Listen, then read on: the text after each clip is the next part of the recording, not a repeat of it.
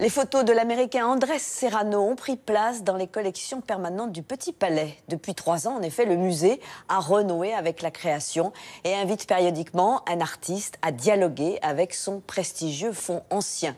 Avec Andrés Serrano, photographe influencé par les grands maîtres de la Renaissance et du caravagisme, le rapprochement est particulièrement fécond, comme nous l'explique Sabrine Kasbaoui. Andrés Serrano, c'est un peu le bad boy de l'art contemporain, un provocateur de la photographie. En 2011, à Avignon, son célèbre Peace Christ, la photo d'un crucifix plongé dans le sang et l'urine, avait même été vandalisée. Surprise, l'artiste iconoclaste est invité par le Petit Palais à exposer ses œuvres parmi les collections un peu plus classiques de l'institution. Explication. Il est connu comme étant un trublion et un provocateur, mais avec sa longue carrière, presque 30 ans de photographie, nous voulions montrer que son œuvre tient tête aux œuvres les plus classiques et qu'en quelque sorte, il est un classique contemporain. Andrés Serrano nous a donc fait la visite guidée, l'occasion de constater que l'Américain connaît son histoire de l'art sur le bout des doigts. Et pour cause, à la fin des années 60, Andrés Serrano fait ses gammes à la Brooklyn Museum Art School. Ce que je sais à propos de l'art, je l'ai appris des maîtres. Duchamp, Picasso, Buñuel et Bob Dylan.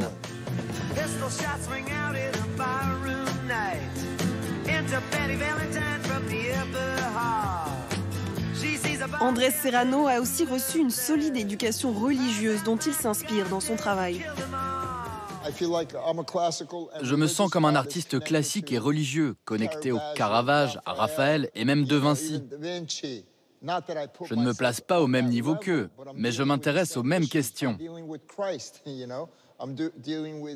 Je m'intéresse au Christ, à l'Église, et donc je me sens très connecté au passé. C'est mon ambition et c'est mon rêve d'obtenir un jour un entretien avec le pape François. Et pas seulement d'être béni, je voudrais aussi qu'il me commande une œuvre. Au Petit Palais, Andrés Serrano présente des œuvres extraites de ses séries Nomads, réalisées dans les années 90, mais aussi Residents of New York, qui date de 2014, ou encore America, créée entre 2001 et 2004.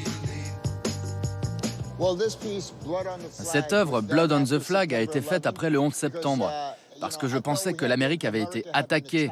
Vous savez, après le 11 septembre, le pays avait été blessé, et donc c'est à propos de la guerre. Et cette œuvre aussi, c'est à propos de la guerre. Cette œuvre, c'est la défense de Paris, sculptée par Louis-Ernest Barrias en 1883. Ces œuvres ensemble, c'était très intéressant pour nous que des œuvres évidemment politiques comme celle d'Andrés qui parle d'une actualité brûlante pour nous tous, permettent aux visiteurs de re-regarder des images et des peintures que peut-être aujourd'hui ne perçoivent plus comme étant des actes politiques, mais qu'ils étaient en leur temps.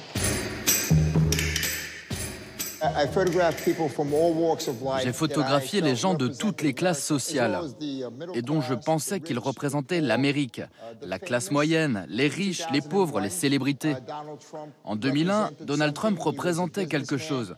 Il était businessman, il représentait aussi une part du rêve américain. C'est vrai, en 2004, quand j'ai pris la photo, et c'est encore vrai aujourd'hui, Donald Trump représente encore une part du rêve américain. Pour certains Américains, pas tous. Dans la salle des Antiquités, Andrés Serrano expose des œuvres issues de sa fameuse série Immersion, jouant avec les grandes icônes de l'art comme le disco ball, l'une des plus célèbres sculptures issues de l'Antiquité. Les immersions sont venues après que j'ai commencé à travailler avec les fluides corporels. Tous ces fluides, le lait, le sang, l'urine, sont des symboles de vie. À un moment donné, j'ai commencé à plonger des objets dans ces liquides. Peace Christ est la plus célèbre immersion et c'est la première. Et après ça sont venues d'autres immersions comme le disco ball. Et vous savez, ce sont des images classiques, mais c'est surtout que plongées dans l'urine, ce sont de magnifiques images jaunes. Je suis très conscient de l'importance non seulement d'avoir une bonne idée, mais aussi que je dois faire une belle image.